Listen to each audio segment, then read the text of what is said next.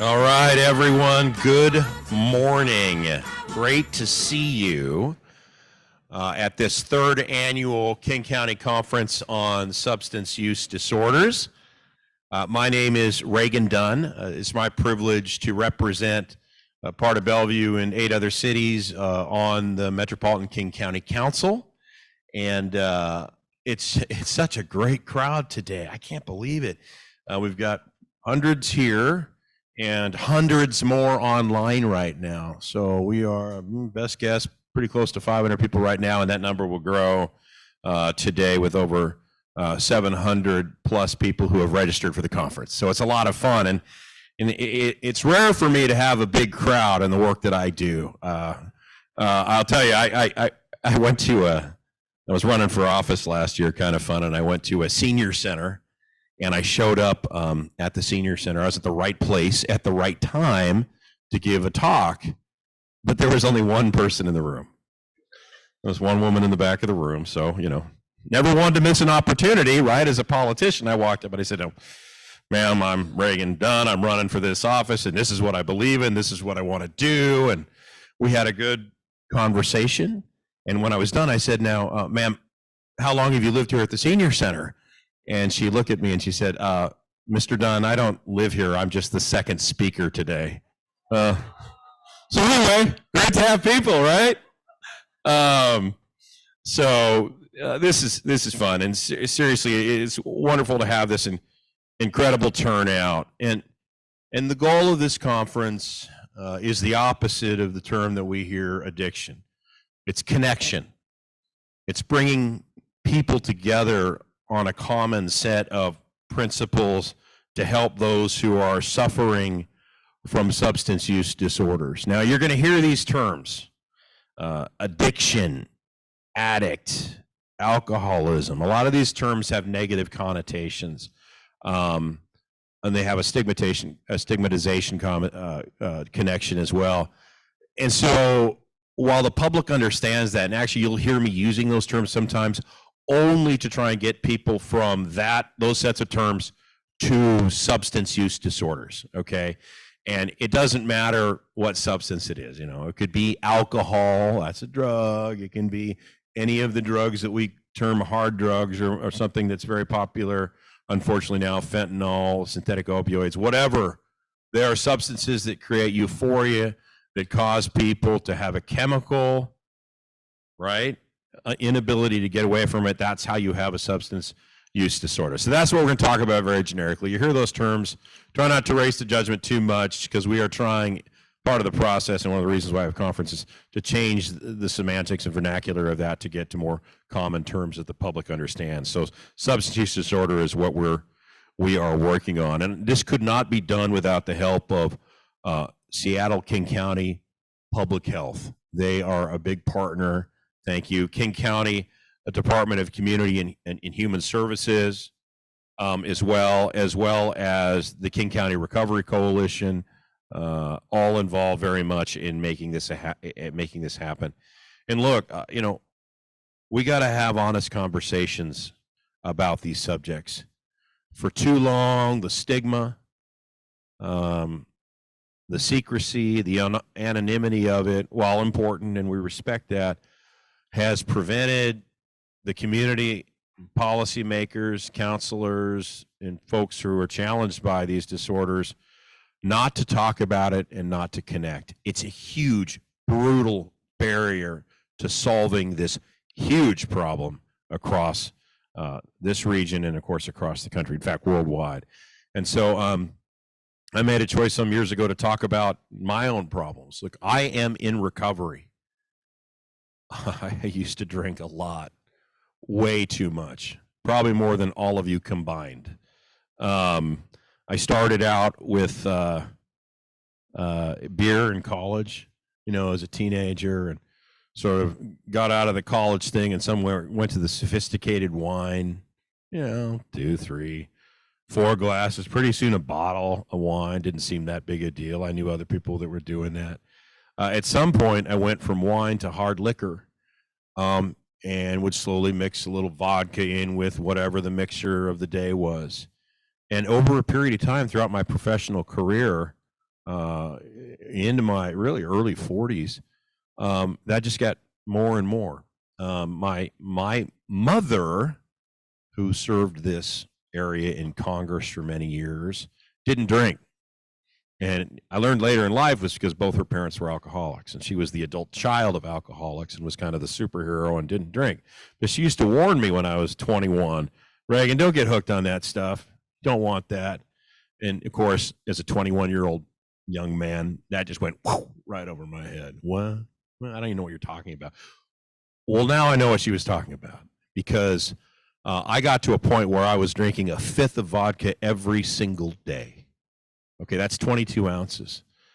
And what I learned when I finally went to treatment, inpatient, was that there's people that were drinking 3, 4 of those every single day, to the point where they almost died, or they had lost the use of their legs, or all kinds of other challenges.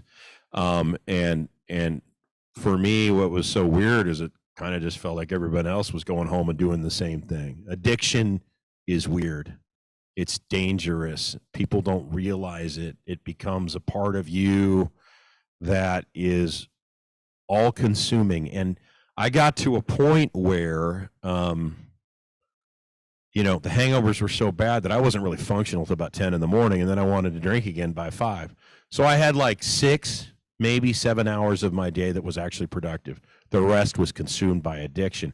And at the very end, because alcohol abuse is a progressive, ultimately fatal disease, I was drinking all weekend long, and I was very close to showing up at work drunk. I never did, but I was within months, because of the progression of it, of doing that. And thank God for some very loving family members and some wonderful people who, I think there are going to be a few of them in this room, help give me the tools to recover. And now I have years and years of sobriety, and I've made it one of my key missions, as some of my colleagues know, to try and help people who are going through the same challenge. So I wanted you to know that.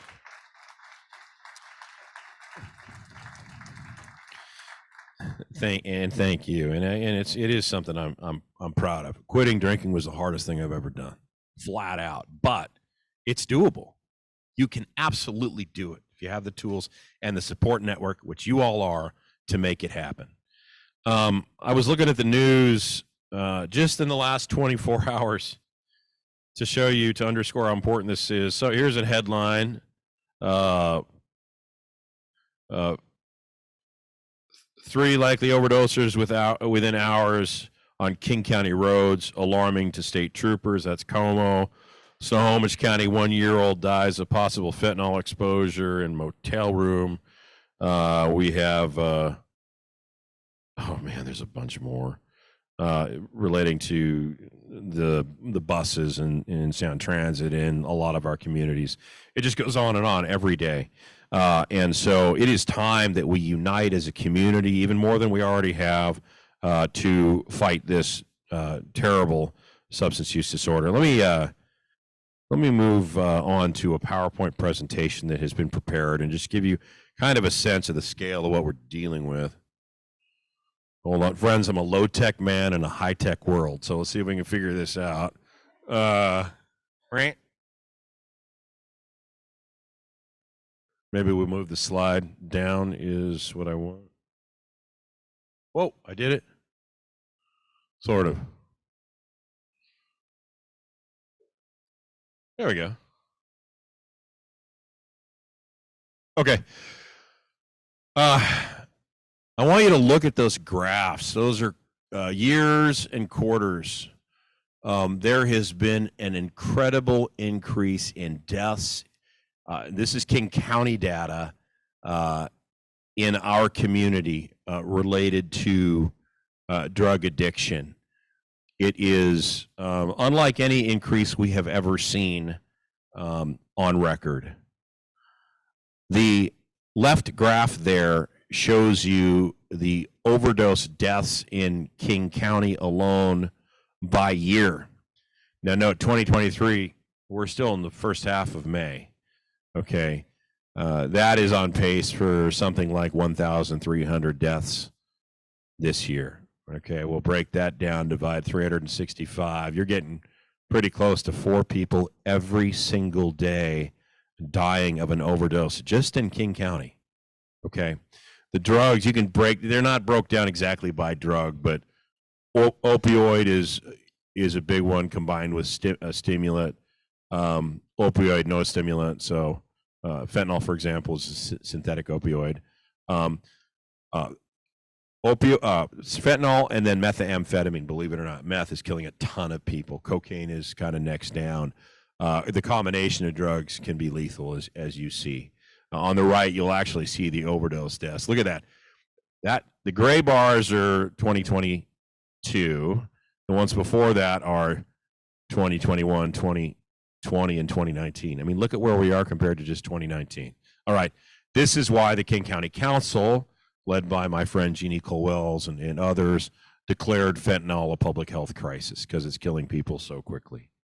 It's just tragic, and it is urgent, and it is why we are here today. There's a lot of approaches here that we are working on, and that you as a nonprofit community are also working on. And let me make a point here. There's the supply side of drugs and alcohol, and there's the demand side for those as well. And supply side would be things like drugs coming across our border, cartel movement, law enforcement, local and federal, all of that stuff. We're not going to talk about that today. There's a lot of controversy in that area, in partisanship. What we're talking about here is the demand side. We're talking about addiction, support services, harm reduction. How do we help people, stop them from getting hooked, help them when they do get hooked, educate people? That is a bipartisan issue. Republicans, Democrats, everybody agrees that we got to help people recover from a substance use disorder. And we've been working on some of that stuff at the King County as well. I want to highlight a couple of things. One, this is really cutting edge. Anti-stigmatization campaign, Don't Count Us Out. People who recover from drugs and alcohol, statistically, when you get past early, let me just say this, past early sobriety, and that depends on where you are. Statistically, a year is really good, but 3 years, 5 years, fantastic. These are people who are not just productive members of society. Oftentimes, they get shot out of a gun with renewed enthusiasm to do great things and make great members of the community, great family members, and they're here to help, okay? This is stuff that we care about. This is important. You got to be willing to talk about it, and we got to stop shaming people who have made the right choice to turn their lives around. That's really important. Another one, this is, thanks. And the next one is sort of more utilitarian here, the Laced and Lethal campaign. Okay, so I'll just summarize. Cartels manufacturing methamphetamine under crazy, not highly scientific, FDA monitored processes in different countries. You know, for example, and I met with the head of the special agent in charge of the DEA the other day. These vats are being mixed. That fentanyl, the pure stuff, sometimes doesn't get mixed all the way. It's in the bottom corner, doesn't get stirred. Those pills get made. They're counterfeit, right? Not just oxycodone, not just that. There's these counterfeit fentanyl pills. They look like Vicodin. They look like Percocet. They look like Tylenol 3. All of it's counterfeit with fentanyl as the drug, and sometimes there's 100 times the lethal dose in one pill, which is why we saw that chart just recently. Laced and lethal. It just takes one pill to take a life. And this isn't just killing people who have long-term substance use disorders. Sometimes kids experimenting for the first time or second time are dying because of it. And that's a tragic part of my job. I can't tell you how many parents have come to me and told me that their son or daughter has died because of this. Important campaign.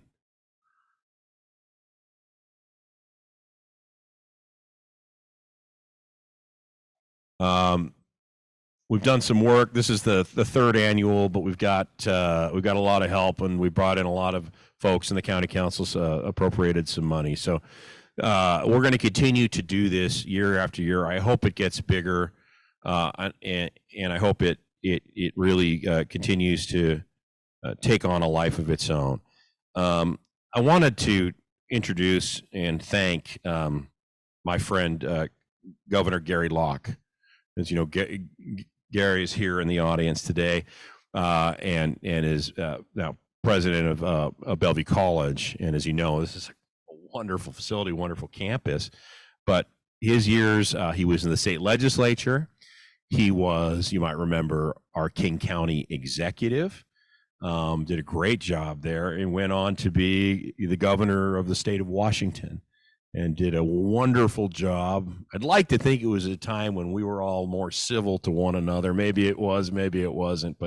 And then he went on to one of the most important diplomatic posts in the world, ambassador to China. And he has always been here for our community. He is a great, great person. And Governor, I'd like to give you just a couple minutes if you'd like to say a few words if you want. Welcome the group. Let's give him a round of applause. Thank you, my friend. Thank you. Well, thank you very much, Reagan. It's thank you for your personal story, and thank you for your spearheading this third now annual conference on substance abuse and disorder. As Reagan indicated, this affects everybody. It's not an urban problem. It's not a Western Washington problem. It's a national problem. It's urban and rural, and it is throughout the nation. And it's not just communities of color. As we look at the people here, it affects every ethnic group, every community. And it's not just fentanyl and methamphetamine. It's prescription drugs. You know, the overprescription by doctors and perhaps fueled by pharmaceutical companies of prescription drugs, which then leads to addiction. It's among all ages, not just young people, but of all ages. And it's so easy to get into a pattern of substance disorders and substance abuse. It affects everybody. Everybody. And as a parent, I worry about my own kids that might, as Reagan was talking about, you know, coming across maybe a fake Tylenol pill, or experimenting, social pressures to try something, or if they're going through a bit of depression or some hard times, they're looking for a way out and maybe just a lift. It's so easy to get addicted.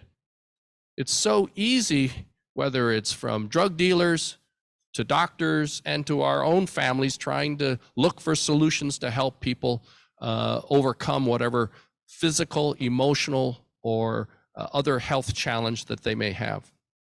So it's really great that we're having this conference. We want to welcome you to Bellevue College. Incredible view outside, incredible weather. But this is an opportunity to really make some progress. It's great to see that we have members of the city council here and members of the county council. We have providers here. We have nonprofit organizations. We have support groups. We have treatment facilities and organizations here. It's going to require a holistic, comprehensive partnership of everyone to really tackle this issue. And as Reagan said, we're not focusing on the law enforcement side. Many challenges there, and perhaps some of that out of our control. But what is within our control is how we help each other, how we educate members of our own families, people within our community, within our workplace, and within our own social network. And then professionally, how do we have a comprehensive, seamless system of support, education, treatment, and support for those who are recovering. And so I really am really pleased at the incredible turnout here. Reagan and Jeannie Cole Wells and others have done an incredible job, and the people from Seattle King County Health Department, the King County Departments of Human Services, and many of all of you. So thank you very, very much, and I hope you have a great conference. I'm looking over the agenda You got some really fantastic speakers and workshops that are planned. And it's going to take all of you working together, all of us working together to try to make a dent in this crisis and to keep our loved ones away from whether it's alcohol, whether it's prescription drugs, to the illegal drugs. So keep up the great work and have a great conference. Thank you very much. Thanks. I appreciate it. Thank you. All right, gang. I was so focused on my remarks. I gotta figure out what's next here. Hold on. We got a busy day, lots going on. So we have a keynote speaker who has come in from out of state. Will kind of I think help shape the conversation for the rest of kind of what we're going to do today. And he is he's an advocate, he's a speaker, he's an author, a media commentator, Ryan Hampton. He travels coast to coast and adds solutions to our national addiction and drug overdose crisis. And we need solutions. There are multiple pathways to recovery, lots of different ways to get there. And if it gets you there, then it works for you. And we want to encourage that. And Ryan is in recovery from a decade-long opioid addiction, and he's regarded as a forefront expert and thought leader in America's rising addiction and recovery advocacy and drug policy reform movements. He's an alumnus of the Clinton White House. He's worked for presidential administration and worked with multiple nonprofits. And as you know, frequently it's the nonprofits are where the rubber meets the road on this stuff, right? And you are valued. And so now he's a prominent leading face on Voice of Recovery advocacy, and really trying to change those long-standing negative narratives of those who are impacted by addiction, recovery, and overdose. So through his books and media, organizational campaigns, social content, it reaches millions. He breaks down cultural barriers that have kept people suffering in silence, and is helping to inspire a new generation of advocates, which is really important for common sense policy. He lives in Nevada with his husband, Sean, and their boxer puppy, Quincy. That's good. I have a Chihuahua, by the way. Chihuahua. Please join me in a warm welcome for my friend, Ryan Hampton. Thanks so much for being here.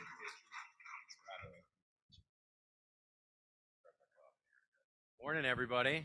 Try and get this up here. I'm a little tech challenged also this morning, so bear with me. Okay, great. It's great to be here. It's great to be in King County. Grateful for your welcome. You know, I have the privilege and pleasure of being able to speak all around the country, and I can tell you there's no place where I feel more at home. There's no place where I feel more inspired than when I'm able to be in a room full of folks who are on the front lines of the addiction and overdose crisis, particularly with people in recovery and folks with lived experience. I just want to say that, you know, each of you in your work and for showing up today, all of you are necessary and are the lifeline of the recovery movement, not just here in your state, but around the country. So before I kind of get into the heavy stuff, I want to say thank you. Thank you for what you're doing. Thank you for your commitments. Thank you for your time. Thank you for your talent. Because if we're going to have any shot at curbing these alarming overdose numbers that we continue to hear about on the news, it's going to be because of you. It's going to be because of your work. So it's important for me whenever I get to come to fancy things like this to identify myself. So I am Ryan Hampton. I'm an author. I'm an advocate.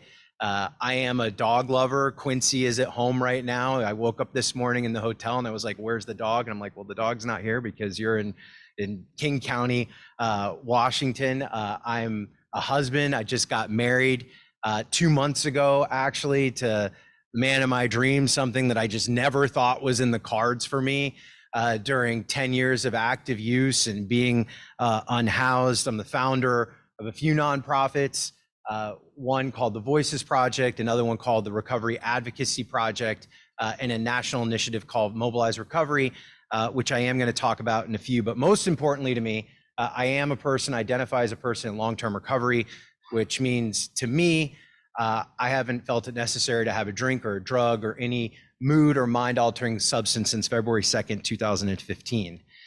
And thank you.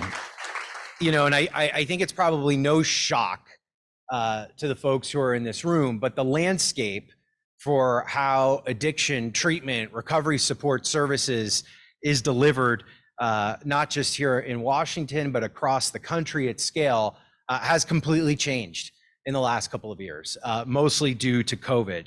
So, you know, let there be no doubt, the pandemic did have a devastating, debilitating, catastrophic impact on our community.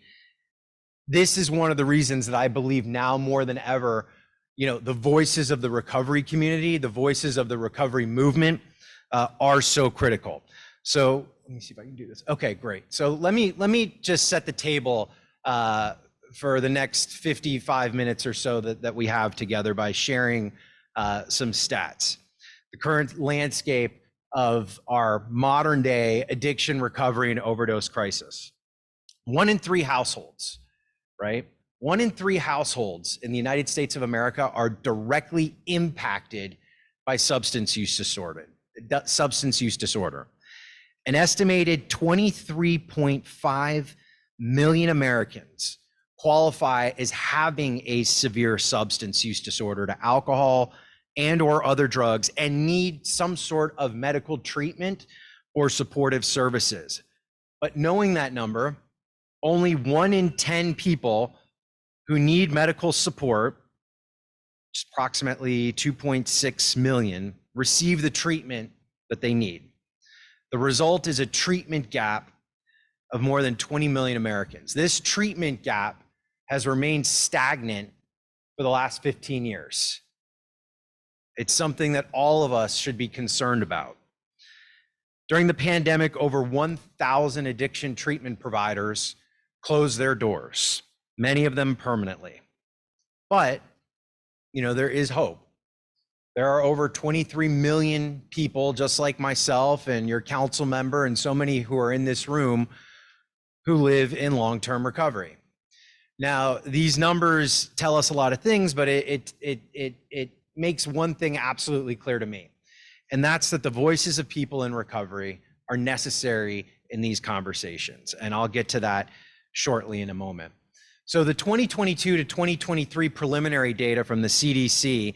Now, mind you, I just updated this slide deck last week in preparation for this presentation. And when I updated it, it was 107,689 Americans that were projected to die or had died of a drug-related overdose last year.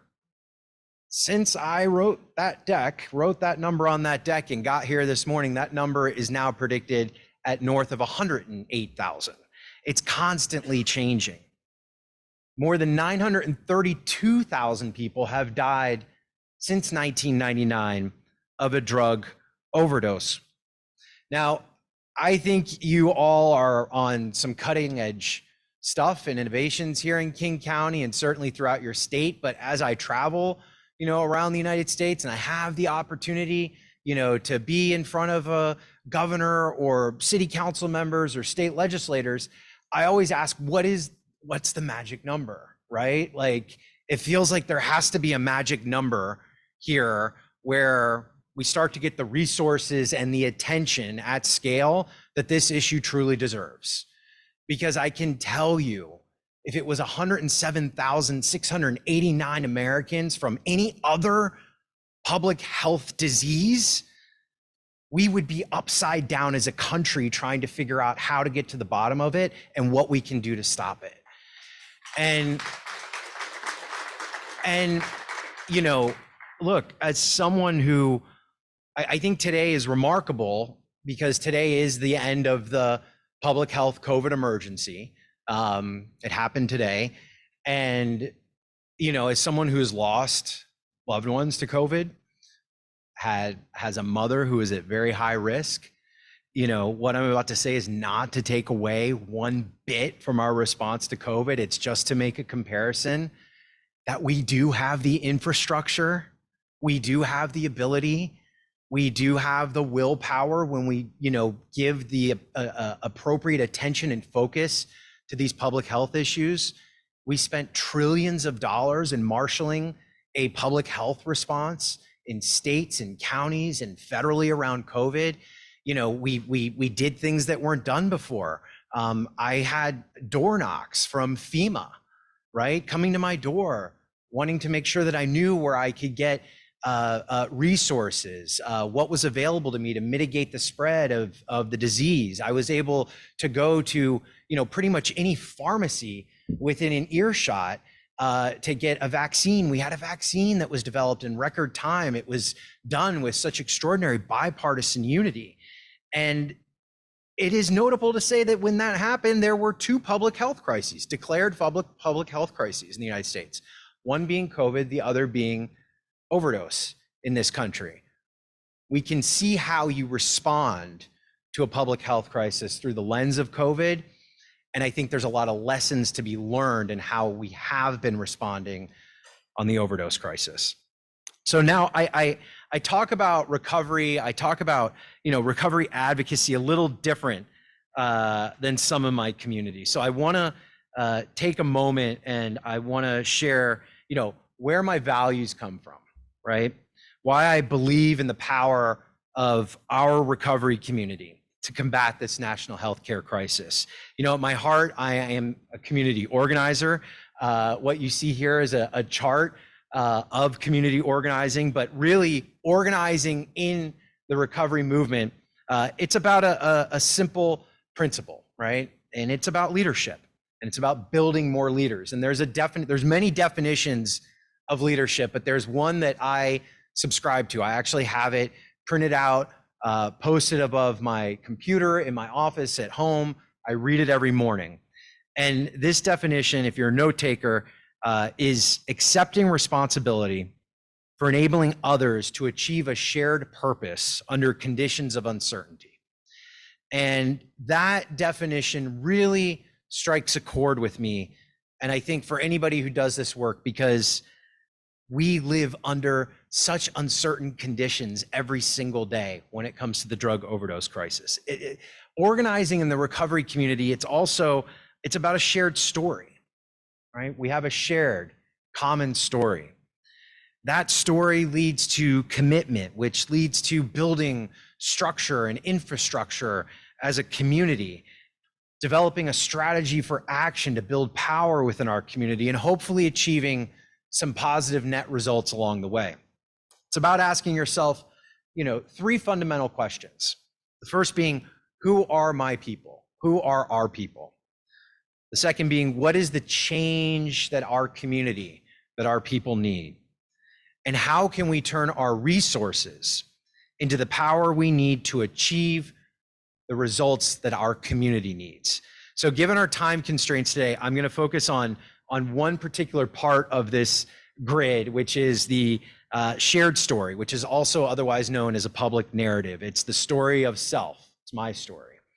It's the story of us, right? The story of my community and the story of now, where I come from, where my agency comes from, where my passion for this issue comes from, how this shared story and values can help to craft forward-thinking public policy, forward-thinking advocacy and work for those in our community, for those in my community who are seeking help. You know, and I learned early on in my recovery, very early on in my recovery, that this community, the recovery community, we're actually really good at storytelling. We're really good at sharing our stories. But sometimes, more often than not, because of the storytelling technique that we use in our own personal recovery program, we're not that great at sharing them as an effective public narrative in the public square that would move, hopefully, people's feet to action towards a common goal. You know, we're typically used to sharing them in a context that involves what it was like, right? What happened, what it's like now. Public narrative is a very different type of storytelling. It's a very different type of craft that's new to the recovery movement. So before I begin sharing a version of my public narrative that I use with larger groups outside of my personal recovery community, let me just give you the official definition of what public narrative is. Again, for any note takers, as used in the context of community organizing. So public narrative is a leadership practice. It's a leadership practice of translating our values into action. It's based on the core fact that values are experienced emotionally. As such, these values are sources of ends worthy of action and the capacity for action. So when I get to speak to outside audiences, I usually will start with my own public narrative. And when I get to share it, it does remind me of my why. Why I have made advocacy for the recovery community my life's work. And I'd like to share it for the next 12, 14 minutes or so with all of you. So I'll never forget that morning I was sitting in this green lounge chair on the deck where we used to have our Saturday morning check-in meetings. It was this cold and early Saturday morning about 7 years ago in Pasadena, California. The mood for that morning check-in was complete confusion. We sat in this round circle like we always did for our weekend check-in meetings, but this one felt particularly different. There was something that was wrong. You could see it in everybody's face. It was silent. You could hear a pin drop. You know, at this point in my life, I was still holding on for dear life. I had walked into that recovery house less than a year earlier with nothing but the clothes on my back. I was on public assistance. I had no job. I had no transportation. I had no health care. I suffered from severe depression, multiple attempts at taking my life in the previous years. I was confused. I was alone. I think more than anything, though, I was afraid. And I knew how hard it was early on to just hold on. And some days I really wanted to just throw in the towel and give up. Go back to where I was most comfortable. Where I felt most comfortable was in isolation. It was on the streets. It was wandering in this never-ending spiral of chaotic drug use. And as dark as that sounds, that's a place where I didn't feel judged. That's a place where I actually felt welcomed. That's the place where I didn't worry about being told that I was different, that I was othered, somewhere where I didn't belong. And on those dark days, I would pick up the phone and I'd call my mom, oftentimes. My mom, who was nearing 70 years old at the time, she always had some sort of wise and calming word for me. Her tone was particularly slow and it was soft. She reminded me that when I was 15 years old and my father was in federal prison and our family had essentially lost everything, that I would stay up late at night with my little sister and I'd help her do her homework while my mom was out working her third job, just so that she could keep some food on our table. I can remember, nights when things were particularly tight in my family. My mom would go to McDonald's. They used to have this thing called 29-cent hamburger day and 39-cent cheeseburger day. And my mom would go to McDonald's and she would get enough hamburgers and cheeseburgers and she'd put them in the freezer so that my sister and I would have something to eat for the rest of the week, because she'd be out teaching night school till 9, 10 p.m. at night. And my mom would remind me these days when I'd call her that as long as we stuck together, right, that everything would be okay. My mom never gave up. But even though we had each other, my mom, my little sister, and I, loneliness was this defining theme in my family, in our small family unit when I was growing up, because for the better part of my teenage years, it seemingly felt that we were unwelcome in community settings that I essentially grew up in. Our family's story in this small town of my father's incarceration was very big news. People we used to spend holidays with, right? People who I'd have birthdays with when I was younger, they would look the other way when we would walk into the community center and to Sunday church services. And it felt like we were no longer welcome because we were different, right? It felt like we were on our own. And when we would be shunned or we would be forced out, whether it was from the church that I had received my first communion at, or the house that I grew up in when we got evicted and thrown out, when we felt like we were on the brink of utter and total collapse as a family unit, my mom, she'd be our backbone. She'd be our strength. And she'd tell us that everything's going to be okay, because together as a small family unit, we could actually go out and we could build somewhere, a new place where we did belong. And she'd remind me that when all seems lost in the world, there's always this thing called hope. And that if we stuck together, that maybe, and hope together, that maybe it could carry us to a better place as this small family. So I completely, to my core, understood how my friend Nick felt, my roommate Nick felt, when he came home to the sober living that night before, and he told me that he had had a recurrence of use and he was using heroin again, and that he felt like he had lost all hope. I knew how he felt when he told me that he couldn't stop using, that he couldn't stop on his own. Now, Nick wasn't just any roommate, he was my roommate. He'd been my roommate for about 8 months previous in very small, close quarters in this recovery house, sober living. He was 24 years old at the time. He had the whole world ahead of him. He was an aspiring musician. But Nick didn't think he had the whole world ahead of him. He was afraid. He was begging for some sort of way out. He was begging for some help. But Nick couldn't tell his job. Nick couldn't call home and talk to his family because they had kind of given up on him, didn't want to hear from him. He had no insurance. He had no money. He had no sort of absolution that's in sight. And to top it all off, because of the rules of this specific recovery house, he was going to be unwelcomed at that recovery house at the stroke of midnight. Now, it's not debating the policies or procedures of this house. I understand the rules are the rules, but it was something that was completely out of my control.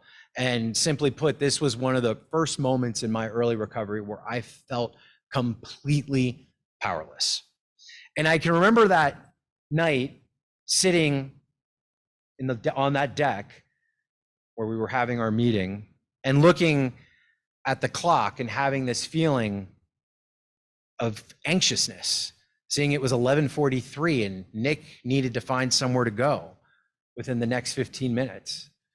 And I thought to myself, wait a second, isn't there a hospital like within walking distance of this sober living, maybe half a mile? Don't they have some sort of, medical detox or some sort of mental health unit? Couldn't we just send Nick there, let him go for a day or two, get him medically cleared, which is the term that our sober living was using. And then after he spends a day or two at that hospital, he could come back to us at the sober living. We as peers could do what we do, help him get back on his feet, support him, and just get on with our recovery and trudge this thing together. And we all thought that was a great idea because we had no other options. And so that was it. That night, Nick packed up the few things he had. He walked to the hospital, to the ER room, and that was the last time I saw him. He went to that hospital and he waited. I'm not just talking about any hospital either. Like this hospital, and I won't name it, but is known for one of the largest medical system endowments in the United States. Over $1 billion in a medical endowment that they have. Gorgeous, huge hospital. Wings for every single health disorder you could think of. When my friend Nick went there to their ER room, he sat there in their waiting room and he waited. It was like he was treated as like some kind of second, third, or fourth class citizen. He wasn't even seen by a doctor when we finally were able to get our eyes on his medical records. He wasn't even triaged in to see a doctor. He showed up, he told the triage nurse what was going on. They had no place to go, that he was chaotically using heroin, that he was afraid that he might overdose if he wasn't going to get some help, that he had no place to get to that night. And you know what the nurse of this very well-known, renowned hospital did? She gave him a piece of paper, white piece of paper, with a bunch of crisis hotlines on it, told her they were too busy that night to deal with it, and that he should call some of these hotlines the next morning if he was willing to get help. This hospital told my friend Nick they couldn't help him. I think that many of us in this room all know that feeling, right? We all know that feeling of what it feels like to be turned away, to be told that we're unwelcome, to be told that we need to try the next house on the block. It is probably one of the most defeating feelings that any human can feel. So the next morning, sitting in that green lounge chair, we all knew what was coming. The owner of this house didn't have us circled up, 4 hours before our regularly scheduled house meeting to break good news to us. So he got us in the circle, and then he spoke. He said something like this. He said, "Listen, guys," this was an all-male house. He said, "Listen, guys, this is what happens." He said, "Sometimes people die. Last night, Nick overdosed a few blocks from here. He died. I've been telling you this from, the day you all got here. You got to buy a suit when you get into early recovery because you're probably going to go to a lot of funerals. And this is just the hard facts of life. Sometimes people have to die so that others can recover." And I repeat that statement even from this stage, and like the ball of rage inside of me just wants to scream at that statement. And I know that that's a statement that's still used in certain recovery settings, and no disrespect to that. But I can tell you my own personal experience that I am certain that my friend Nick did not need to die so that I could be here today. And it took me months to really realize what happened that day, to really understand what was going on. Nick is top of mind pretty much everywhere I go, every opportunity I have to speak about why I do this work. And I didn't know it then, but his death and then the subsequent deaths of many other friends that just started to happen one after the other sent me on this journey to ask why. Why is this happening to my community? Why is this happening to the people that I love? And in the summer of 2016, that question led me to a union hall right down the street from the sober living where I was still living. I showed up there with about 100 friends of mine, friends of Nick's, friends of others that we had lost to overdoses that year, to stick that question to my community. Why? Now, in the summer of 2016, it was election season, much like we're about to go into in a couple of months. And caucuses and primaries were being held across the state. They were making selections for delegates to the national party committees to nominate their respective presidential candidates. And by this point in my early recovery, we had buried so many people that I was desperate for any type of a solution, but equally as desperate for people just in our own community to hear us, to listen to us, to meet our community, to hear Nick's name and Tyler's name and Lisa's name. And I mean, I could go on and on. And, it made me remember those days when my mom, she'd be up working late. She'd have me and my little sister go walk to our grandmother's house. And, my grandmother, to help pass the time, she would walk my little sister and I to some sort of city council meeting or a local conference like this, or a county commission meeting. And she'd get her pencil out and she'd pull out the agenda, and she would just sit there and she would teach us how laws were made, how, civic participation worked. And that same year, when I found myself in 6th grade, once again, removed from the community I used to be a part of in yet another school, I thought maybe, hey, a great way to find some belonging, maybe I'll run for class office. So I had put up poster boards and, made calls to classmates that I found in the yearbook. And this was back in the days when they used to list the address on the yearbook. So I would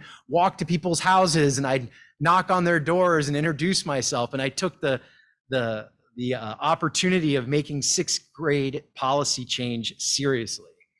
And that year, when my grandmother taught me about civic participation, I actually won that election. So in a sense, when I showed up to this union hall with my friends for my sober living, I was hardwired for this type of solution. It was now the 2nd time with my name on the ballot, but although it felt a very far departure for 6th grade, I knew that for us to be heard as a recovery community, we had to get out of our comfort zone and step up and become a part of. We had decided that the organizing strategy for us a few weeks prior would be to register me as a candidate for this delegate convention with no intention to win. The only reason we did it is because it guaranteed me 30 seconds to speak in a room just like this, full of judges and members of Congress and city council people and county commissioners, so that I could tell them not my story, but I could tell them Nick's story. I could tell them about what was happening 4 blocks away from where that union hall was and ask them to step up and be a part of this solution and to do something about it. We had no intention to win, but the result is something that has guided my advocacy over the last 7 years. We showed up as complete outcasts, but we left feeling a part of. There were hundreds of people that were waiting to cast their ballots that day for their candidate of choice. We had no money, we had no resources, we had no name ID, all the modern day technology that some of these candidates were using. We had none of that. But what we did have was our stories. And so we fanned out in groups of 3 or 4, and we worked that line. I think it was about 700 people. And we couldn't get a full sentence out. I could say something, hi, my name is Ryan Hampton. I'm your neighbor, live a few blocks from here. I'm in recovery. Just lost one of my best friends, Nick, to a opioid overdose about 5 months ago. Couldn't get any further than that without the person putting their hand on my shoulder and sharing with me how they had lost a loved one to an overdose, how they had grown up in an alcoholic household, how they had a brother or a sister who was in treatment. And it felt as if our community had essentially been waiting for us, our small recovery community, many of who were made up of people who had just gotten out of jail or prison, were formerly incarcerated, were formerly unhoused, most of them unemployed. Like, they were changing the hearts and minds of these people who were seen as like the thought leaders and, quote unquote, the kings of our local community. And it was our community, our recovery community, that was getting them to come out of their shell. So I want to make something absolutely clear. It's through my personal recovery, which I do work a personal recovery program, that I have found personal resiliency, and I have found a sense of community and belonging like I've never had before. But it's through organizing. It's in organizing this recovery community that I've found a passion for change, and I've seen what is possible. Many of those community members from that day in Pasadena, California, they went on to be some of our strongest allies. They helped us champion life-saving legislation, such as mental health parity in our state. They helped us pass the first ever sober home standards bill ever to be published by the federal government back in 2017. But we need to remember that today, even as I speak here, there's 40 million people. There are 40 million people just like my friend Nick, who are being told they're unwelcome. They're being told they're unwelcome because they struggle with a substance use disorder. The vast majority of them are being told they're unwelcome to treatment. As we saw in those earlier numbers on the treatment gap, they're being told they're unwelcome to housing.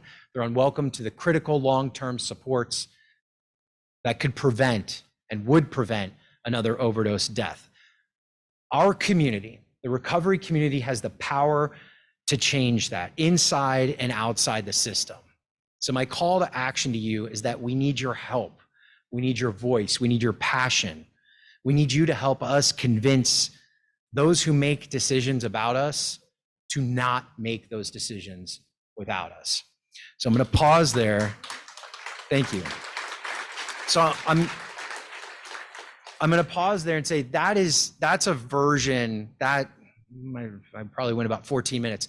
That's public narrative, right? And it's very different from the story that you'll hear me tell when I'm in my own personal, 12-step meeting or recovery support meeting, such like that. You can, if you hear through the story, people want to know, well, why does Ryan Hampton care so much about this, right? Where does he get all this hope from that he talks about? Well, I get it from my mom.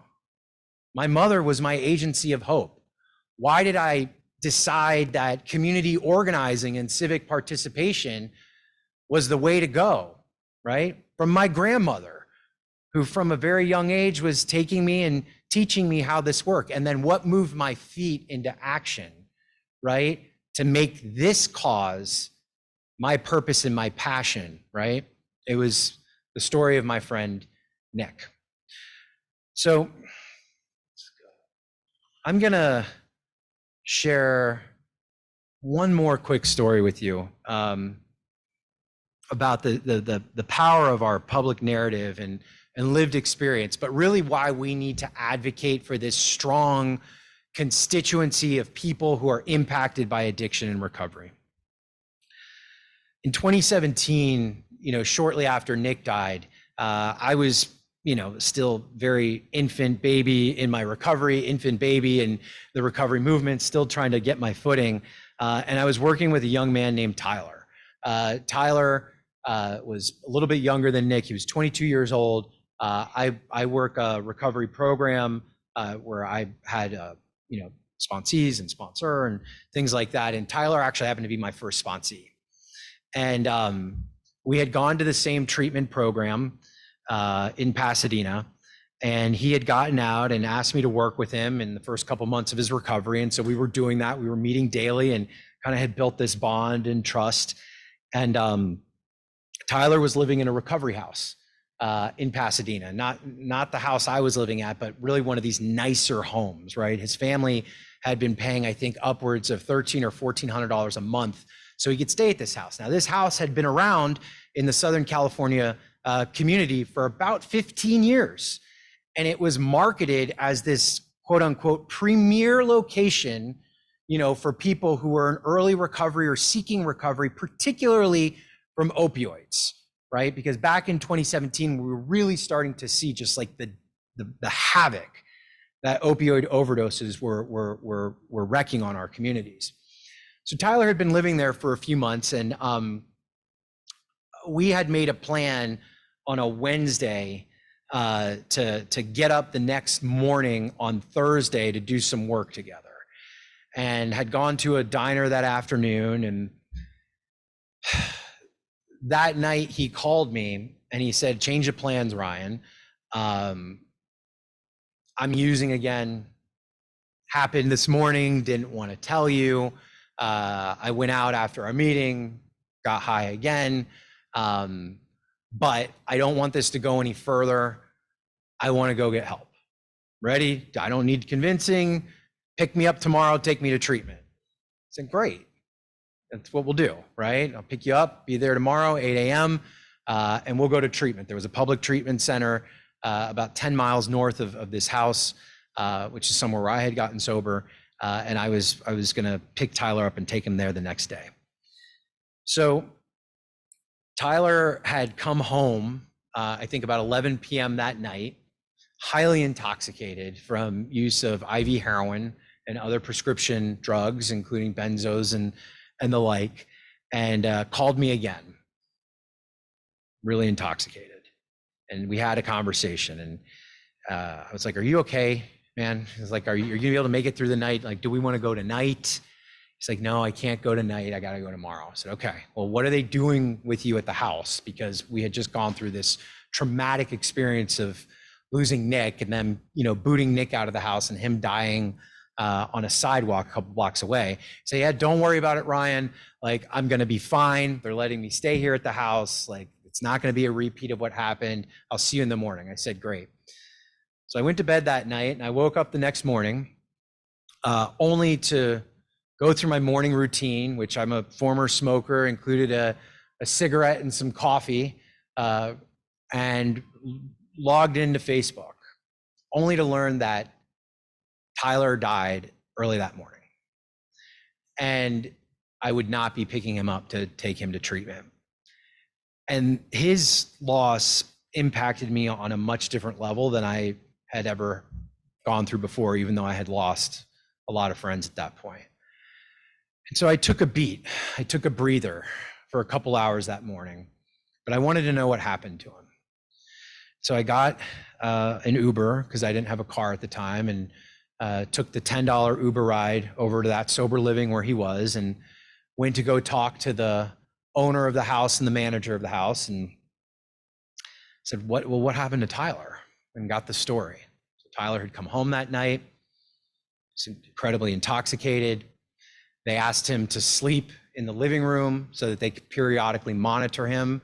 The actual instructions he got was to sleep it off. And when the house manager woke up at 6 a.m. to come and get him ready so that I could pick him up a couple hours later, he was still alive, but he was going through an overdose. I'm sure many of you have been present on the scene of an overdose, but there's something called this death gargle that he was experiencing, and he was blue. And they didn't have any naloxone, they didn't have any Narcan. They called 911. By the time the EMT showed up, he was DOA, and he died. So of course, my first question as someone who was getting into this advocacy space at the time was, where was the naloxone? Where was the Narcan? Like, how could you be running a sober living in 2017, marketed to people who are in early recovery from opioids, knowing that they're at high risk, and charging his family upwards of $1,400, $1,500 a month, and not having this life-saving measure available? I was a little heated. The answer I got made me even more heated. The owner of that house put her hand on my shoulder and said, Ryan, you don't need to take your frustration out at me. You should really be sad because Tyler just didn't want to get sober enough. And I thought, well, I won't tell you what I thought because it wasn't really nice, but there was a former version of me that probably would have done something a lot more disruptive than what I did at that moment. And what I did at that moment was I walked away, picked up the phone, called a friend of mine in Missouri who happened to be a harm reductionist. And I said, Chad, how quickly can you get out here to Pasadena, California, and how much Narcan can you bring? I said, I will be there tomorrow as long as you have a couch for me, and I will bring 500 units with me on the plane. And he came out, he was there the next morning, and we had this grand plan that if we couldn't save Tyler, and because of the grief that was going on with Tyler, that the least we could do was get this Narcan and this naloxone to all the houses that were within a 3-mile radius, and there were many. So we packed up, the Uber once again, went house to house, free Narcan.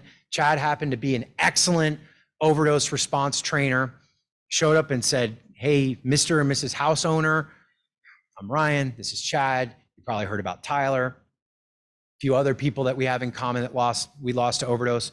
Love to leave you with some Narcan. Where can we put it? And when can we train your residents on how to use it and how to respond to an overdose? We went to 10 sober livings, 9 sober livings and 1 outpatient treatment center over the course of 3 days. Guess how many of them allowed us to talk to their clients, patients, residents, and leave Narcan so that it was openly accessible to them? You were right. Somebody said one. The other 9 said that they were afraid that this would be encouraging use, that it would be seen as a crutch, that they might be giving off the wrong message to their clients. Well, once again, this maddened me, but we didn't have much power as a community at the time, right? Like the power brokers at that time, they were those providers, they were those sober livings. Like there were no regulations that were in place. There was no law that said they needed to carry naloxone. There wasn't even a recommendation by the federal government that naloxone be carried in sober livings at the time. So Chad, myself, and another friend, last stop after going to those 10 centers, decided we were going to do a little sit-in at our member of Congress's office, but in a very forward-thinking, progressive, positive way. We went to her office, Congresswoman Judy Chu, 27th District, sat in her reception area for 3 hours. She finally was able to see us. She was only supposed to meet with us for 10 minutes. She ended up spending 2.5 hours with us. And I was fascinated at the level of just information that she had not received on what sober livings were, how many there were that were in her backyard, what they catered to, what their purpose was, what their value was in helping to get people to sustain and enter and sustain long-term recovery. And this was by no fault of her own.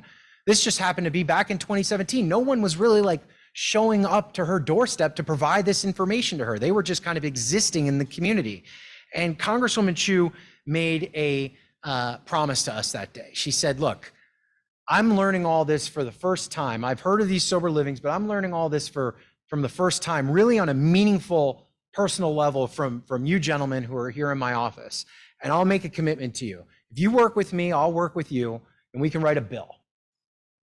And the bill ended up being House Resolution 4684, also known as Tyler's Law. But it was also the official title of it was the Ensuring Quality Sober Living Act, Safe and Quality Sober Living Act. In this piece of legislation, pretty much it enshrined and codified rules and regulations on how to maintain a safe, stable, quality sober living that have been around for some time, developed by the National Alliance of Recovery Residences. This bill ended up getting, after about 6 months of work, no national organization attached to it. I'm a huge fan of nonprofits. I run too, and boy, they are on the front lines of the overdose crisis. But I'll tell you, in 2017, we didn't have one nonprofit that was willing to work with us on this bill. It was just a few people in the recovery community who GoFunded me some money so that they could go travel to Washington, D.C. and testify before some House hearings. That bill made its way through the Energy and Commerce Committee unanimously, House of Representatives, Senate. It had one vote against it, and was signed into law by actually President Trump in 2018 as a part of the SUPPORT Act. And for the first time, the federal government published these standards, which included naloxone should be on site, management should be trained, it should be easily accessible to residents, and the federal government opened up several $1 million to provide technical assistance to states. Now, I tell you this story because sometimes we think of recovery advocacy really as the big A, right? They're like this big A advocacy where you've got these big kind of American Cancer Society type organizations that are involved in addiction, recovery, and overdose, and they do phenomenal work, right? They change policy, they open hearts and minds, they have resources that many of us on the local community level don't. But it doesn't require that type of infrastructure to make robust change that had not been made for decades prior, that just 2 or 3 people can make happen. And that's why, going back to the beginning of my slide, when we talk about resources, sometimes this crisis feels so overwhelming. We say, well, we just don't have the resources to make the change that we need. Sometimes your feet, your voice, your advocacy on an individual level, your story can be a more powerful resource than having a $10 million organization, right? If you're willing to put the work into it and open the hearts and minds of your legislators and your policymakers. So one last quick story, and then I'm going to go into the what's next here. What happened in 2017? This week last year, I was in Minneapolis, Minnesota, visiting a recovery community organization, working with them on some policy that they were working through to support recovery support services through some of the opioid litigation dollars. And I had to get a haircut because I had to get on a plane the next morning and go off to another RCO that I was working with. And it was like 8 p.m. at night, found a Floyd's Barber in uptown Minneapolis, got there right before they closed. There was nobody in the barber shop. There were 3 barbers inside, sat down, barber starts cutting my hair and, trying to, make small talk with me. And I don't know about you, but like, I hate small talk when I'm in a barber's chair. I just like to get my hair cut. But there was this kid, this 16 or 17-year-old kid who came storming through the doors about 3 minutes after I sat down to get my hair cut. And he was so lit up. I mean, he was just glowing. He couldn't have been older than 16 or 17 years old. And so the barber next to me had, motioned this kid to come over and sit down in the barber chair. And he starts cutting his hair and talking to him. And he says, "Man, you look like you're so lit up like a Christmas tree. What is going on?" And he goes, "I'm so excited. My girlfriend and I, we're going to Las Vegas tomorrow." Well, I immediately started eavesdropping because I'm from Las Vegas. No longer was I concerned about what the barber was talking to me about. I want to know what this kid was talking about. And barber goes, "Well, what's going on in Las Vegas?" He goes, "I'm going to my first EDC festival." For those who don't know, it's this big electronica, Electric Daisy Carnival festival they have in the desert once a year. Lots of drug use, lots of psychedelics, things like that. And barber goes, "Oh, that's great. Are you going to test your drugs, and do you have naloxone?" Kid looks up and he's like, I guess so. And the barber says, "1 second," without missing a beat, goes to his little barber shop drawer, opens it up, pulls out a kit, hands it to him, says, "Put this in your pocket, instructions inside, just in case." Goes right back to cutting his hair. I mean, I get chills when I tell that story still, because that is a sea change from where we were in 2017. It was like he was asking this kid what he had for breakfast. There was no shame, there was no judgment, there was no questioning, right? It was, be safe, here's what to do, know your options, and let's get on with cutting the hair.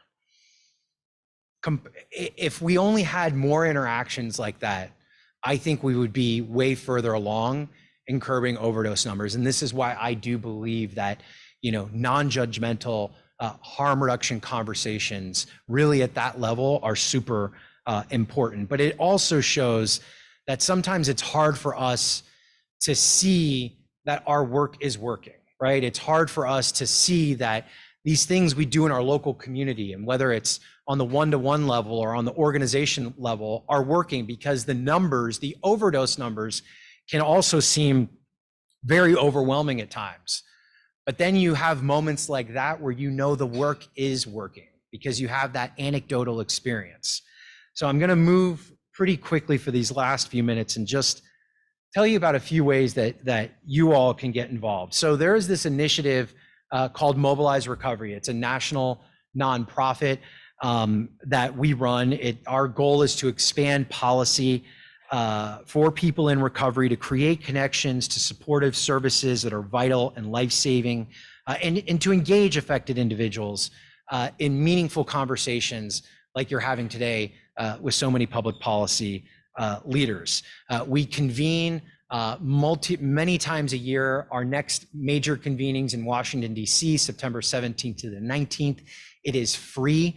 It does require an application process, but I encourage you to check out more at mobilizerecovery.org. If you're interested in that craft of public narrative, if you're interested in learning more about the tools and the tactics available to the recovery community to really address this through a different lens around organizing, I encourage you to please check out Mobilize Recovery. The next is the Recovery Advocacy Project. This is an output of Mobilize Recovery. It's another nonprofit organization. We are an all volunteer, peer-led organization. Since 2019, our main principle, guiding principle, is that those closest to the problem also are closest to the solution. So we spend a lot of time listening to our community before coming up with agendas and policy items that we work with our legislators on. Since 2019, we've had close to 2,000 organizing meetings across the United States, 141 recovery community listening sessions, nearly 100 town hall events, 22,000 unique action takers, and 165 community organizing trainings. We're organized into state teams. There's actually a robust Washington state team. So if you're interested in it, you could check it out at recoveryvoices.com or talk to me afterwards. I'd love to get you involved. And then the other thing is we do have a Recovery Organizing Institute. That craft of public narrative, actually, when you take the whole skill class, lasts about 6 to 8 weeks. We had 32 people in recovery go through this organizing initiative since 2021. And we've had many of them come out and talk about what a valuable asset this was to them, supporting municipal or city legislation, to defeating or supporting state legislation. We've even had a few people in recovery come out of it and run for office as a result of their experience. And all of these tools are available at recoveryvoices.com. So I want to take the last 7 minutes and just talk about like the landscape of where we are and what's next in 2023 and beyond. As your council member mentioned earlier, the surge in fentanyl has really caused us to reevaluate, right? How services are delivered, what services are delivered, where to put our priorities, because the ground is literally shaking beneath us and shifting beneath us every single day in terms of how we respond to this crisis. 75% of drug overdoses last year involved a synthetic opioid, mainly fentanyl. But this also means that now we need a new strategic focus on how we address substance use disorder. Now, traditionally, federal and state governments have focused on a couple of different buckets, including interdiction, also known as law enforcement as one, prevention as another, and then they would couple treatment and recovery together, which is kind of like this pet peeve of mine, because I do think that those are two separate things. But oftentimes when it came to funding streams, you'd see treatment and recovery kind of bundled together. Now, as you'll look from this HHS overdose prevention strategy, this is new. This is a new prevention strategy. It now focuses on 4 primary areas: primary prevention, harm reduction, which now has its own funding vehicle, treatment as its own leg on the stool, and finally, recovery support services has its own leg on the stool. Recovery support services meaning recovery housing, peer recovery, recovery community organizations, things like recovery cafes. We have to sustain people's recovery journeys. We have known since 2016 some of the most recent data that shows that if we can get someone to 5 years, past 5 years in sustained recovery, they have an 85% chance at maintaining that recovery status for the rest of their life.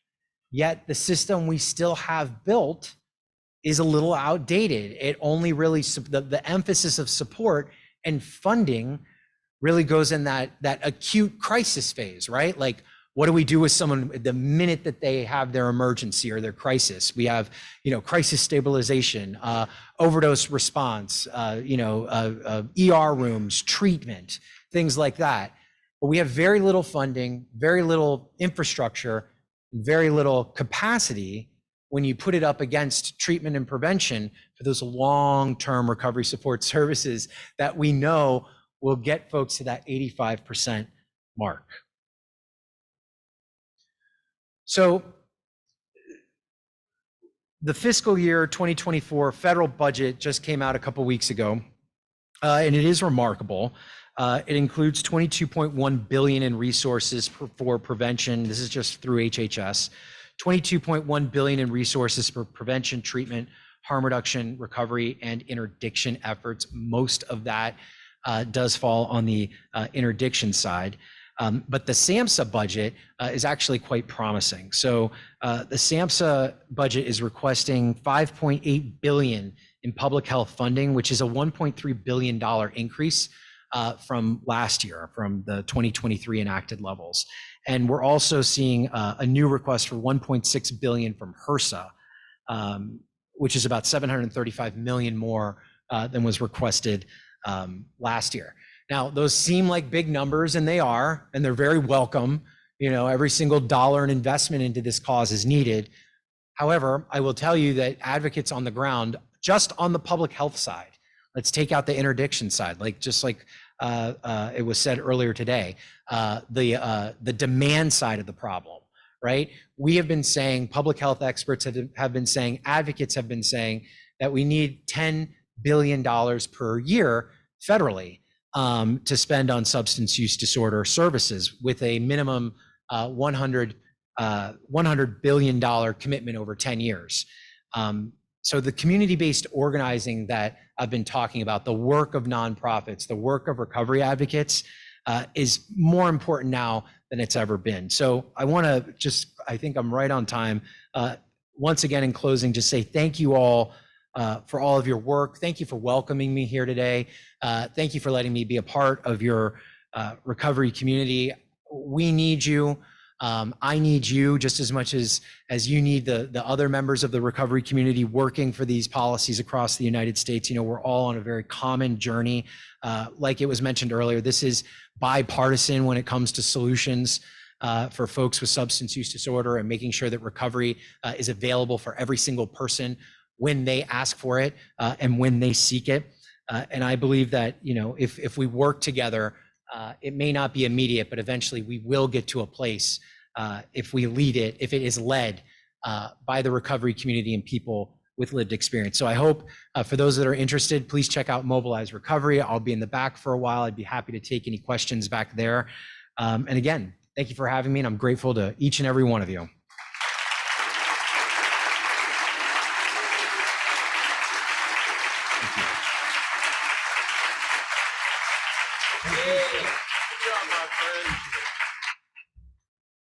All right, Ryan, thanks so much for the comments and the insight and your leadership on this important issue. It's exactly what we need. And I can tell you, you already gave me one idea on public policy. I'm always thinking about ideas for legislative solutions. And when I was trying to get sober, I went to an emergency room. I was in a bender. I needed to figure out a way to sober up. And it was an emergency room, and I hate to say this, in King County, and they gave me some prescription and released me within 2 hours, and I had no ride, and I sat out on the curb trying to figure out what to do.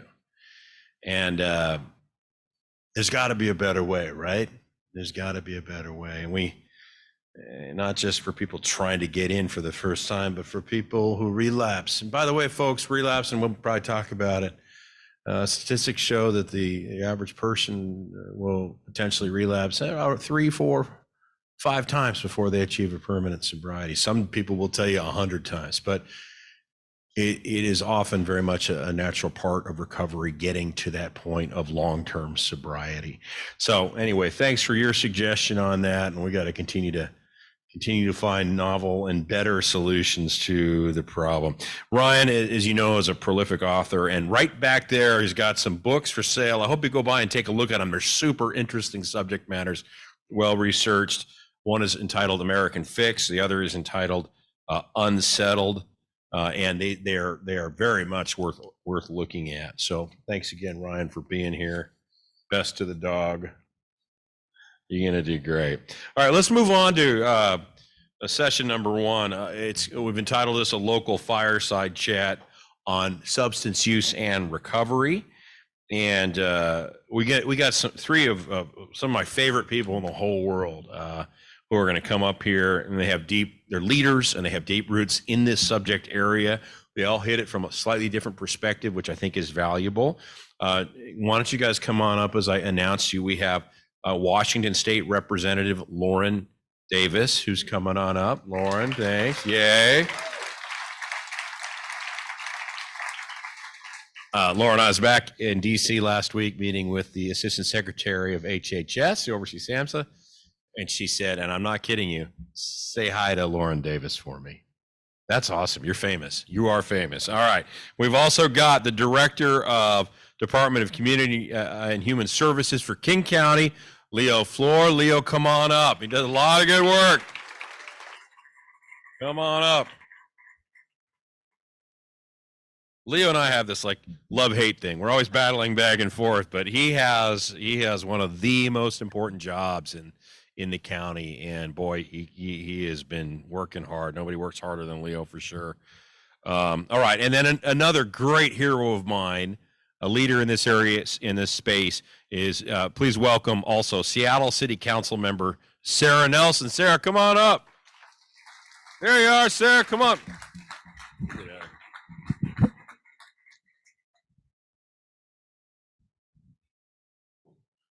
Okay, so we're just, everybody get comfortable. So you sit there. Well, maybe sit here. I can see you better. I think that's okay. So let's just let's take it casual. I think there's a lot of wisdom here. One of the things that those of us who've been in this space for a long time, we forget how much we've learned. You know what I mean? And it's easy to talk and get past things. And we've got some. I suspect there's some people here, maybe even online.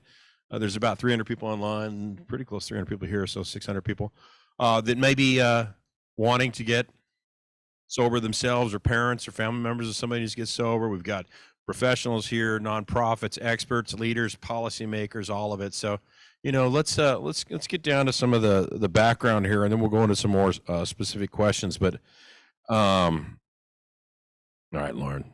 You're an elected official. I'll hit you first. All right, we'll start over there. So first of all, just to kick off the discussion, sort of. So how did you sort of get into at first this sort of space, the substance use and sort of recovery space? What's your story there? Yeah, thank you. Is this on? Yeah. Okay. First thing I want to say is just thank you, council member, for putting this on, and I really applaud you. I think we all do, for sharing your recovery story and for bringing us all here. It's really, really deeply appreciated. I was born into this space. I have a parent who has very severe alcohol use disorder and has my entire life. That is not actually how I ended up working in this field for a living. It was about 11 years ago, and I ended up, I was 24 years old, ended up serving in a primary caregiving role for my best friend, who was also 24 years old, and was dying of polysubstance use disorder, alcohol, benzodiazepines, opioids, and was in our emergency departments in this county over 75 times, in the ICU 3 times, and I was at his bedside over and over, begging anyone and everyone to save his life, and nobody could, or nobody would. And by the grace of God, he lived, and I quit my whole career in international development and had no credentials to be working in this field at all, but a whole lot of heart, and have been doing this work ever since. So it's a great story. I know you'll get a chance to tell a little bit more. Leo, Director Floor, tell us a little bit. How did you get into this? Yeah. So as you said, a very different angle. So, my professional training is actually in the Army. It's a culture that really sort of glorifies substance use. And the idea of recovery never even sort of penetrates your mind when you live in that world. I will say that since coming to King County, I get the privilege of site and shelters, site and permanent supportive housing, helping veterans, working with seniors, youth supportive programming, and no matter what you want to do in our society, if you seek to help connect somebody in the community to stability, to housing, to health, you are gonna run up against the fact that there's not enough substance use disorder care, resources, or understanding in our community. And that's really my primary point of connection to this work. If you want to make progress on anything, we got to make progress on this. Thanks, Leo. Good job. And Councilmember Sarah Nelson, so glad to have you here. How did you get into this space? Well, my name is Sarah Nelson, and I've got 2.5 years sober. Yay! So, Woo! I checked myself into inpatient treatment during COVID because I was an extrovert, unsupervised brewery owner, and in isolation. And I'd never tried to stop drinking, but I chose to take that step because my dad, who had tried on and off his whole life, finally went into inpatient treatment after spending a night in the East Precinct jail. So I just did that, and so here I am. But you don't have to be in recovery to understand what I deal with on a day-to-day basis as chair of economic development, citywide council member in Seattle. My day job is responding to constituents who are concerned about the impacts of the intersection of public safety crisis and our homelessness crisis, which is, I believe, addiction. And so I believe that to address those two challenges in Seattle, we needed to focus more on treatment. And so that is why I went down this policy direction. And when I got into it, I realized that, oh my gosh, Seattle doesn't really fund rehab as I had experienced it. And so that is why I continue to focus on that policy priority. But my own personal story, I would say, is it informs my work, but it is not why I do my work. That's great. Thank you very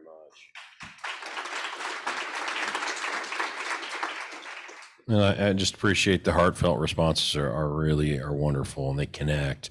Back to you, Representative Davis. I don't want to change the script too much, but I'm sort of going fly because I think it's important. I mean, what do you think, maybe in government or outside of government, is the greatest barrier to solving this huge challenge we're facing? What's the barrier? What's the blockade here that we can't get around? Yeah, it's a terrific question. I think, and the wonderful Ryan talked about this too, but we think about our historically substance use disorder treatment as treating, and we treat a chronic disease with this sort of acute care model, but we also, historically, government has focused almost the entirety of the funding resources on treatment. That is still true today.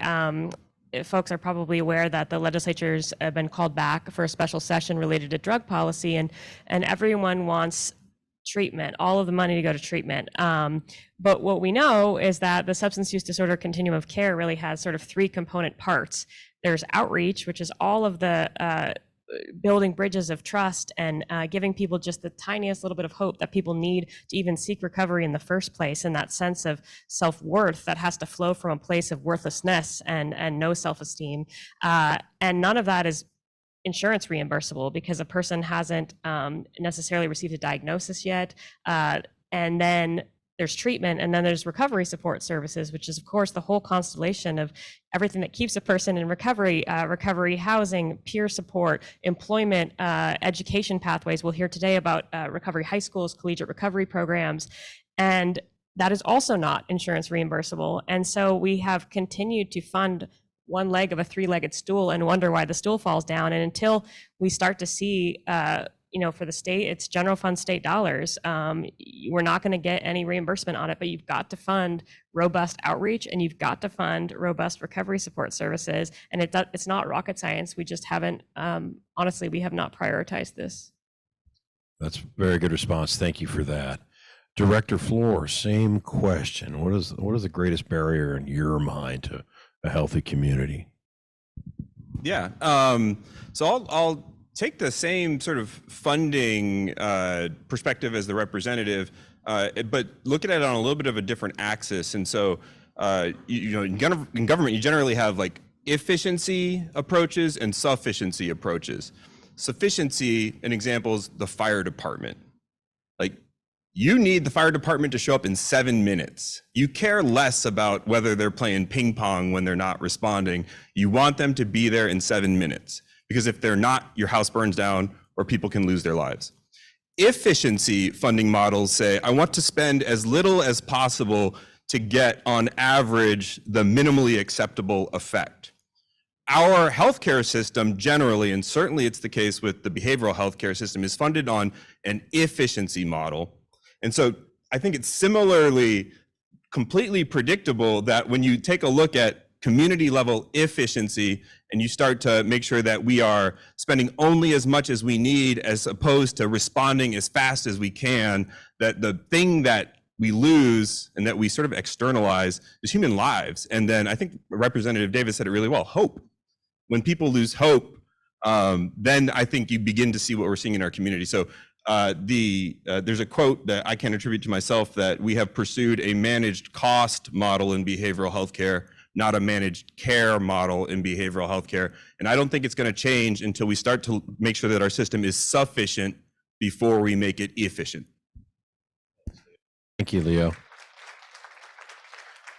Thank you. And Councilmember Nelson, what do you think the barriers are, in your opinion? Well, all of the above, yes. And I also feel like there might be a philosophical component to what we're talking about, because I believe in the general harm reduction principle of meeting people where they're at, but I also believe that we do have to try to change harmful behavior. And to me, that means in the treatment space that we have to compassionately and assertively encourage recovery and provide friction-free access to the broadest possible range of treatment services. And then also, yes, sober housing. And that we do have in Seattle some very limited funding for sober housing, but for the most part, we've got a housing first model. And so I think that when I talk about philosophy, we need to make space for recovery housing as well. And so I think that a lot of the people in the public health profession, you are dealing with people dying and up front. And so how do we stabilize people? How do we reduce the potential for fatal overdoses? And that is very important. Medication for opioid use disorder doesn't treat methamphetamine. And that is the biggest cause right now of overdose fatalities, is a combination of opioids and stimulants. And so I think a barrier is seeking ways of addressing a broader range of treatments, and also just recognizing that recovery is not for everyone, and it's certainly expensive, but it is possible. And so we should make that option a little bit more available to people if that's where people are at. Thank you very much. I'm going to ask you all in just a second, what have you seen recently that gives you hope in this area? I want to just take the prerogative of just kind of doubling down on everything that you said. I mean, I grew up on the mean streets of Bellevue, right down the hill here. Okay. Fought my way out. I had every single possible advantage, and I found myself utterly crippled by a substance use disorder. It does not matter race, creed, color, religion, sexual orientation, any of it. If addiction gets you, it gets you. And I see communities, BIPOC communities in particular, Native American communities, there's just a locked gate around access to those services. And so, race should never be a barrier to getting the treatment you need. Cost, money should never be a barrier. Man, I'm here to tell you, I saw an estimate that 10% of the U.S. economy is impacted by drug and alcohol addiction, just flat out. There is no dollar amount that is worth more than saving somebody's life and making them a productive member of society for them and their families. Okay, so cost should never be a barrier. And the other one, which we touched on a little bit, stigma. Stigma should never be a barrier, and yet 90% of people won't seek treatment for that reason, right? I will tell you, for me, for years, I had a problem. I knew I had a problem. I would not go into an AA meeting because I was terrified as an elected official of being recognized. I finally took a DUI in the front page of the local section of the Seattle Times before I figured out maybe I should go to those meetings. All right. My grandmother read that story. It was bad news. Stigma, right? All right. So those are some barriers we got to work on. It's easy for me to say in a 10-second soundbite, much harder to put into practice. All right. Let's start. We're going to go this way now. Let's talk about, as we go around the country, I think we all sort of done a little bit of this. There are some communities out there that are doing things pretty well, but we're not far behind some of those leading communities. And some would argue we're leading in some areas, but Connecticut seems to be doing some things pretty good. Boston does, some places in Michigan. What in your view do you think we're doing maybe well here in the PNW? Well, I think what you're doing today is gives me hope, and this is exactly what we need to be doing, is pulling together a diverse community of people that are all touched by substance use disorder and addiction. So I'll give you a couple examples. I don't get out much. I don't travel around the country very much, so my vision is a little bit limited. But I will say that that Mayor Harrell's contingency management pilot program gives me hope, because it rewards sobriety. It provides incentive for people to stay sober for a couple weeks. That can get their mind into a different space to maybe make a decision to go into recovery. That's different. And contingency management is an extremely effective, it's got, SAMHSA, I think, says that it is the most effective strategy when combined with other recovery treatments, like primarily counseling. And so we have to start thinking about incentives as well as, and so that's something that is positive. I also believe that we can look outside this country. I've recently learned that Alberta has opened up 10,000 beds in coordinated in recovery centers that offer the whole range of services from detox all the way through to referrals or placement into sober housing, and they have reduced their overdose rate, fatal overdose rate, by 45%. And so, I'm looking for models that work, and I'm sure they abound, but I leave that to the pros that have really done this research to help inform Seattle policymakers what we should be doing. Thanks. Next question. Director Fleur. Absolutely. So one wonky thing and then one practical thing. On the wonky side, and it's the leadership of the state legislature and the state in general, after a 7% Medicaid rate increase last year, they've just enacted a 15% Medicaid rate increase this year. So that is substantial progress, strong leadership, and I think the state deserves a lot of credit for what seems super wonky, but will translate into real change. The more practical thing, on April 25th, 56.66% of King County voters approved to tax themselves at $1.25 billion over the next 9 years in the form of the Crisis Care Centers levy to undertake what will be the most dramatic local transformation of access to behavioral health care, including substance use care, in the entire country. That is the kind of optimism, hope, and I think ambition that it's going to take year after year after year to make the type of change we need to make, and I'm really hopeful for that. I appreciate very much the council members' leadership on that as well. It's another one of these issues when confronted with a solution. Grumpy Republicans can support tax increases from time to time, but Leo's leadership on that was really important. Let's give him a round of applause for that. That's huge. Good, thanks. And that is, when I was back meeting with the Assistant Secretary of HHS, I mentioned that, and she lit up. She liked that 5 crisis care center stuff. That's good stuff. Representative Davis, same question to you. Sure. So I'm going to double down on kind of what I said earlier about that outreach, treatment, and recovery support services. So historically, I'll just speak for the state legislature and the state, we have minus the last couple of years, we had invested almost $0 on the recovery side of the ledger and the outreach side of the ledger. And to speak about the outreach piece specifically, in my decade plus of work in this field, I found that there Two reasons and two reasons only that people don't seek treatment. Number one is they don't have hope that they'll ever recover. And number two is they don't believe they're worthy of recovery. And again, how do you bottle that, right? How do you bottle that sense of hope? And the way you bottle it is lived experience of people who have done it. And so hiring people to do outreach work who can actually engender hope in another human being. The statistics are quite compelling. We have local data that suggests strongly that between 80 and up to 95% of people in active addiction are interested in help.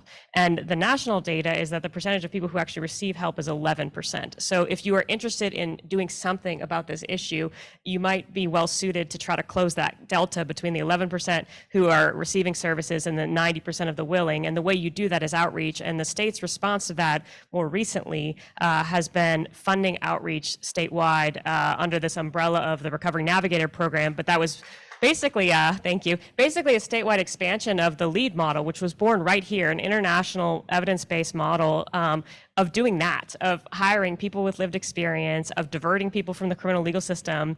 But what it is again, meeting people where they are, but not leaving people where they are, and providing that intensive case management. I'll just say, I spent the last 2 days, I do this a lot, but navigating a friend through our treatment system. And despite all of my knowledge or connections, it takes an act of God to get somebody into recovery in the state of Washington. And you need help, you need a guide. And so we finally funded that. We didn't fund it enough, but I'm encouraged. And the data coming out of that program is phenomenal. People are overwhelmingly accepting services and getting better. And nobody who actually knows anything about this work is surprised. We just never funded it before. So I'm encouraged about that. Great comments. So true. Because we have a variety of audiences, and there's some family members, both here and online. We got about as many people online as we do here in the room right now. And I got a call from my brother last month, a good friend of ours who grew up right here in the neighborhood and died of an overdose. And he and I had been talking some about him, a very serious drinking problem, but there was other drugs, I'm sure. And he had talked to me a couple times. I got health problems. The doctor says I got health problems. And I did sort of the, with love and compassion, if you want to quit, man, let's talk about it. I can help you, and I didn't lay down the law. I didn't handle it very well. And then I had a friend that this week started at Little John's down the hill. Great place for lunch, by the way. And he's got cirrhosis now. He's been drinking and drinking. He's got cirrhosis, past the point of no return. His skin was yellow. His eyes are yellow. He's 1 to 2 years or liver transplant. That's it. And that was more of a tougher love conversation. But the question I want to get at is this. Even with all the ability to speak and talk and communicate in my business, I'm at a loss to how do you communicate to somebody you care about to get help?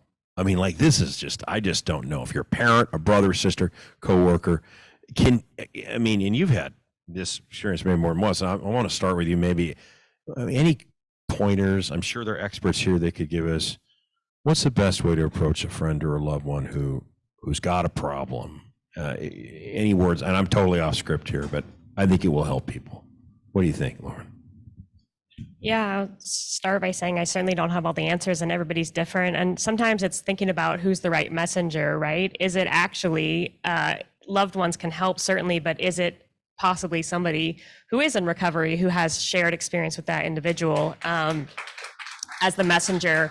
But I think it's that it's loving a person.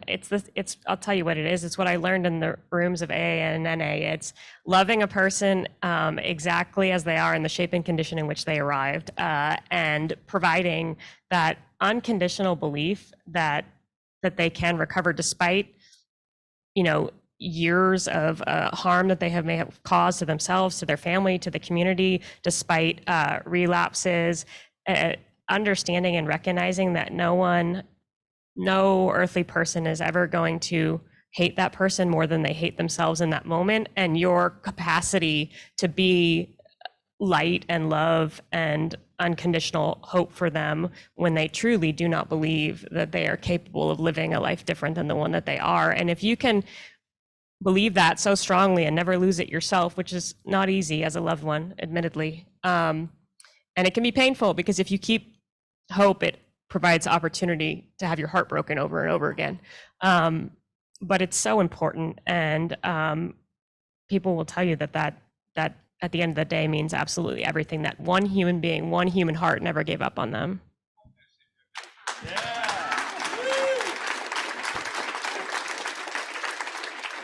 All right, that's good stuff. Tough to follow. Leo, what do you got, man? What do you got? Yeah, so I offer it with humility, and there's a room full of people here who probably all have something better to say than I do. But what I know is that being with somebody says more than anything you could say. And when it feels hard to say something, something I have sometimes accessed is imagining what it will feel like after they have passed away to have not said it.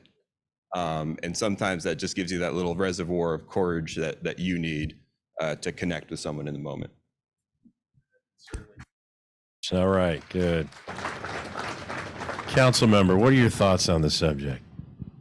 Well, I'm in a different position because I'm always worried about seeming preachy, like, look what I did. But I think that it starts with listening and just simply being available, and then being really honest about what you've been through. And as leaders, if one has been touched by addiction, be honest about it and convey a message of hope. And I certainly didn't ever think that I'd be sitting here on a stage. I didn't think that I'd be presiding over meetings in City Hall when I was drinking. And so I guess what I'm really trying to get at is approach with humility and also listen. And let me tell you, maybe it's communicated. I put forward a budget proposal last fall to for the city to directly fund recovery services, and it failed. But every time I was talking about it in different meetings leading up to the final vote, I never mentioned that it was personal to me.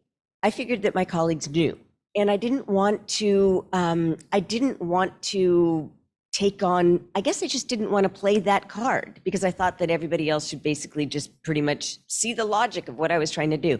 But I finally decided to say that it was personal to me, and that I didn't think that other people should be given up on by not trying something new. And so, and it did pass unanimously. It had been revised, but my point is that afterwards, people came up to me and said, thank you. And so I applaud you using your platform, and you are a role model to me. And so I'm just doing what I can in the role that I have. That's wonderful stuff. Wonderful stuff. And just to close this conversation, and one of the things I want to do is develop policy implementation goals here. And I know that the expertise in this room, there are best practices on how to address this with a loved one. And I think we should continue to put those together, push out those best practices so the community has quick access to them, because it's tricky, but it's important. I can't think of a conversation that would be more important in your entire life than maybe somebody engaging on this issue. So you guys are all leaders. Let's give them a round of applause. All right. Thank you very much.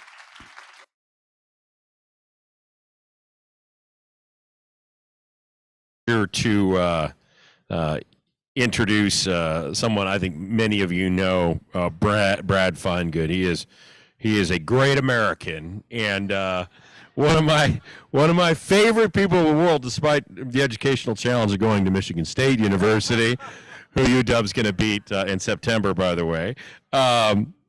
We love him. He's great. He is a public health strategic advisor for Seattle-King County Behavioral Health, and he knows these issues so well. He's got his own personal story. Give it up for my friend Brad Finegood. All right.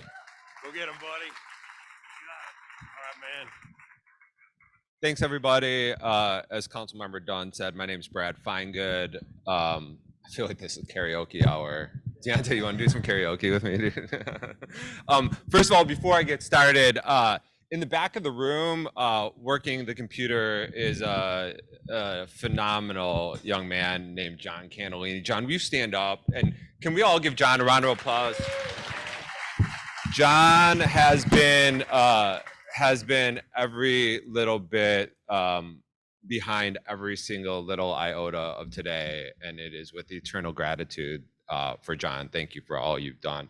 This is the third year that we've had this conference in conjunction with King County Council, really led by the vision of Councilmember Dunn, and it's just greatly appreciated. I think, you know, for me, it's the coming together, really, that's really important. I'm gonna tell a little story real quick. This is the second time, I don't know, in about 6 months that I've had the opportunity to follow Leo, and this will probably be the last time he ever signs off on going in front of me or having me go after him. So, you know, when I was sitting there thinking about today and what today meant to me, it really reminded me of one of the first times I met Leo, when he had just became the director of the Department of Community and Human Services at King County.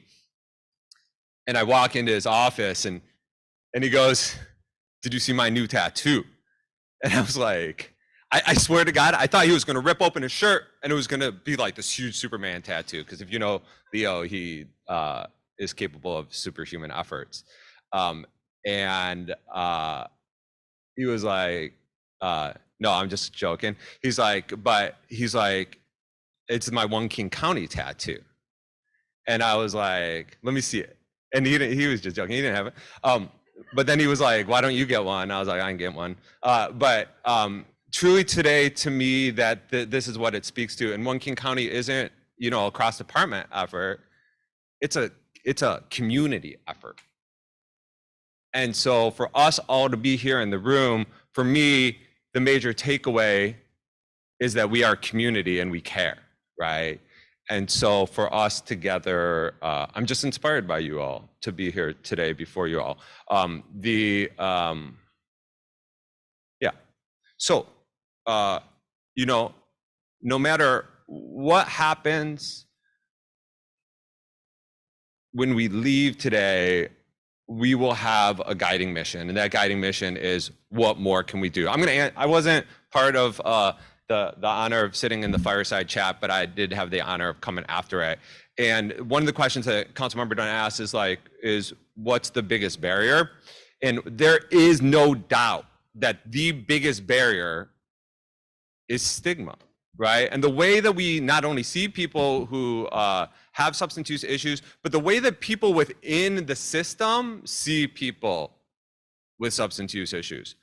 I had a conversation this week with a medical director that I'll remain nameless that asked me what the justification for providing naloxone to people is when it could just enable further use. I mean, I get emails all the time from the community because I'm on the backside of an email address I'll share with you all that was like, you know, y'all can solve your budget problem on Narcan if you just stop handing it out, and then you don't have to worry about keeping people alive.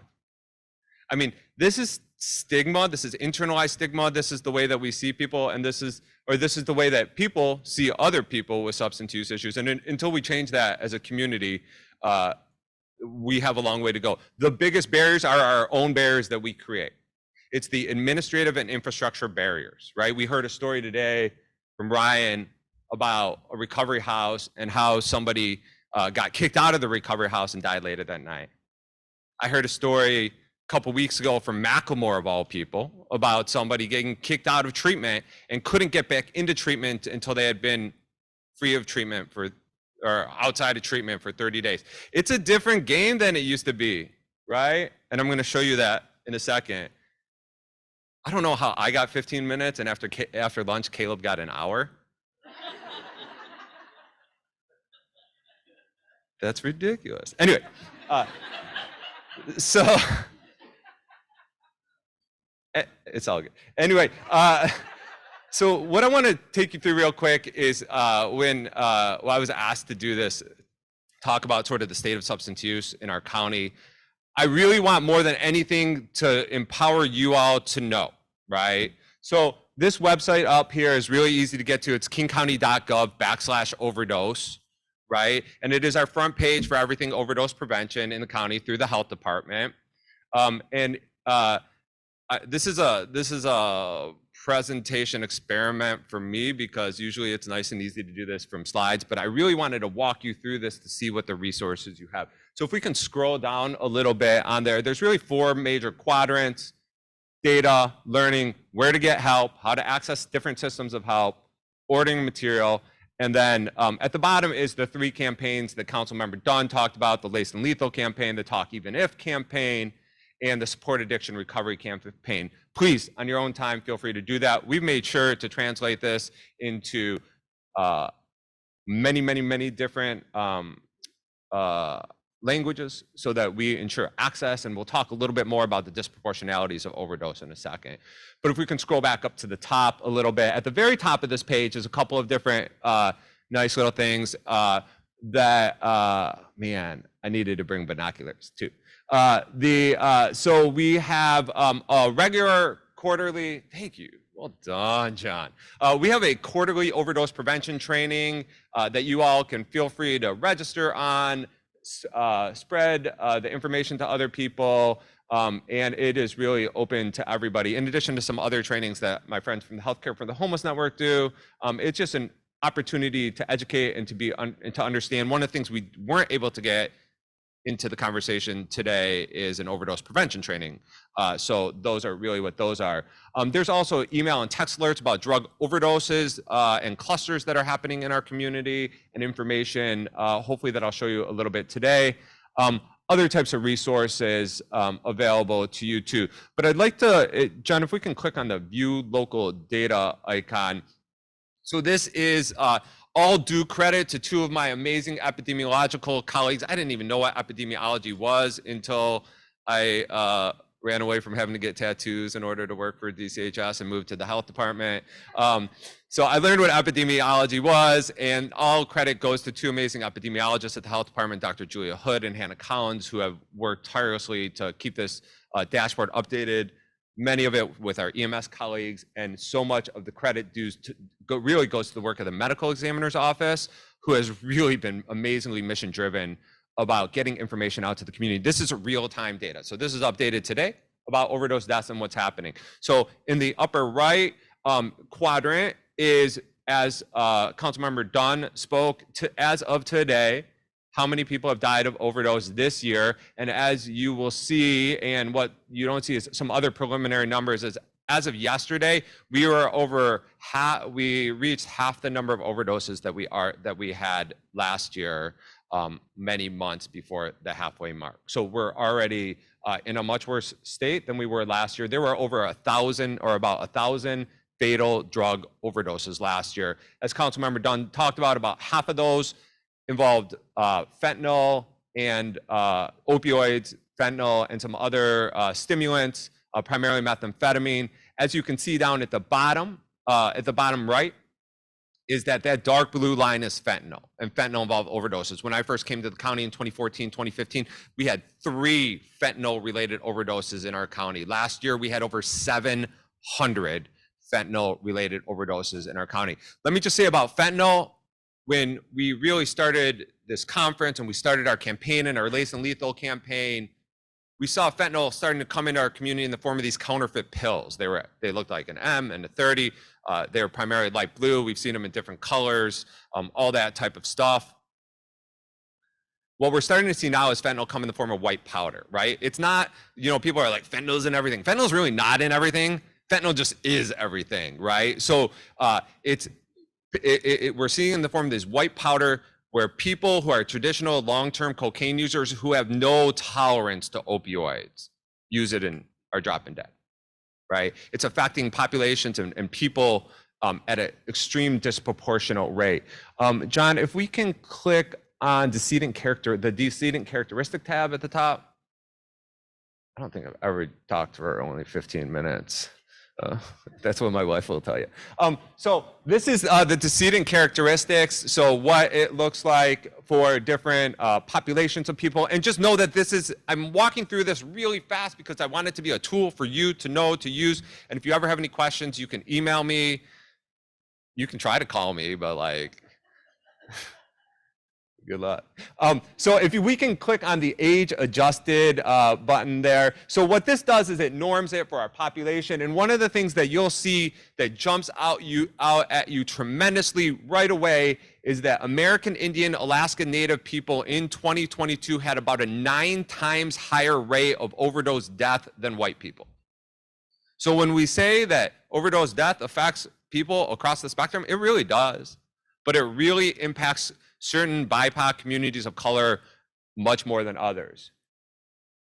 You also see that Black individuals are impacted at about a 3 times higher rate than white people, and Latinx people and people from different races are also impacted at a much higher rate. What this means is that we have not only we have a problem also of who we're communicating with and how we're talking to people. We have to do a better job when we go home today working with people who, for me, who don't look like me. Because those are also I mean, I can share, my comms person's here, so I'm on a tight leash. But I will tell you that when I used to work, when I started working in this field 20 some odd years ago, and I would walk into, I used to work in the correctional system, and I would walk into the prisons and run a group. And I was the only white person in the room. I know this is being recorded, and I'll pay for it, but that's fucked up. And when we see the impact of that on communities of color, when we start to disaggregate the data and look at it more closely, we really start to see the impacts of that. Okay, if you go to trends over time real quick. Man, I keep thinking I'm gonna look up and it's gonna be like negative time I have left. So trends over time real quick. If you can just go by, if you can click down on age real quick, under select category. Sorry, John. Honestly, we walked through this and I was like, this is gonna be easy. Anyway, so when you look at the age of folks who are dying, one of the things I want you to know is that this is a problem that we really saw hit hard, especially for youth, and a big jump for youth. And it's really important to think about and talk about youth. And more youth are dying than ever before of overdose. I mean, it used to be like 5 people a year. And then all of a sudden it jumped to like 25 youth a year, every year. But what we're seeing is that older people are dying. Right? Like you see the 50 to 59-year-old range as the highest impacted drug overdose. If I would have taken a survey beforehand about what population of people are dying most, I would have bet you nobody would have guessed 50 to 59, right? We're seeing a lot of people who are really impacted by fentanyl who have either not been served by other systems well and not been served by our treatment system well. And okay, I think we can back out to the full website, the front page of the website.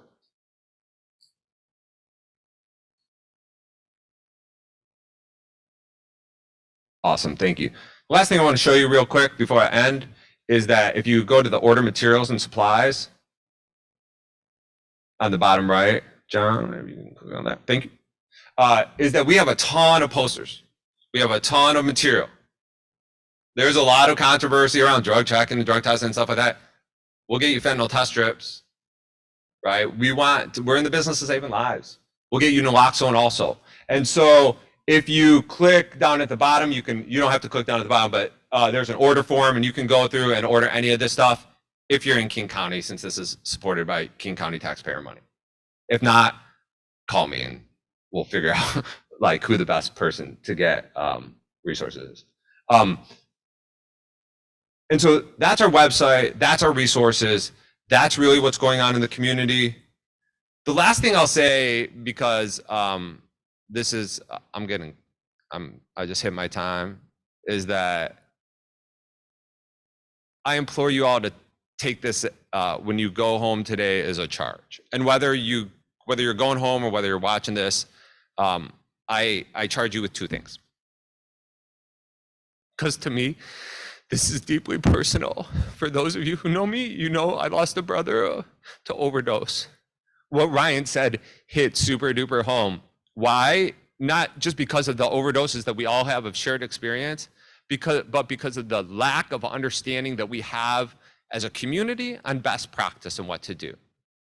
We have to make recovery more accessible to people no matter where it's at. So we got youth here from the Recovery High School, which is amazing. We got, whether you access recovery, as Councilmember Nelson shared her voice, through going to treatment and detox, whether you access recovery through a peer-led organization, or whether or not you just make connection with people through a harm reduction agency or outreach.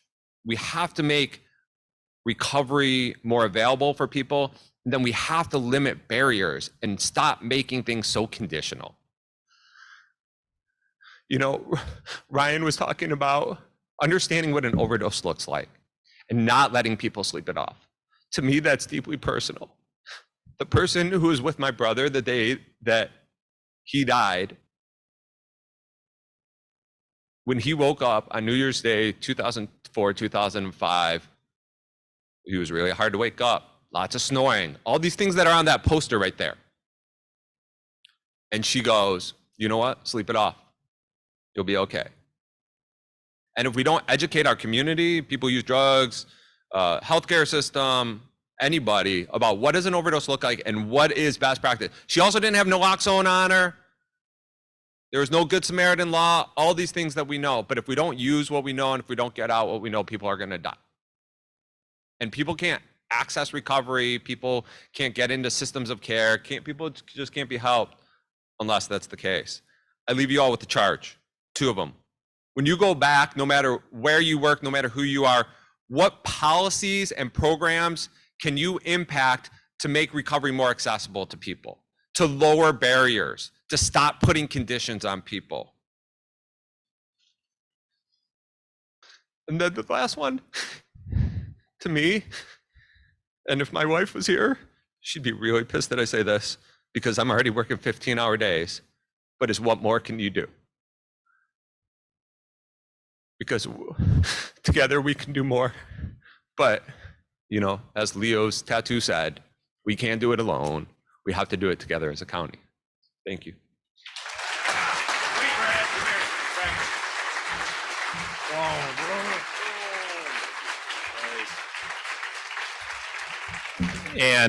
And Brad was, maybe you know this or not, was recognized by the King County Council with a special award, the first ever King County Recovery Champion Award this year for his work. Yeah, nice.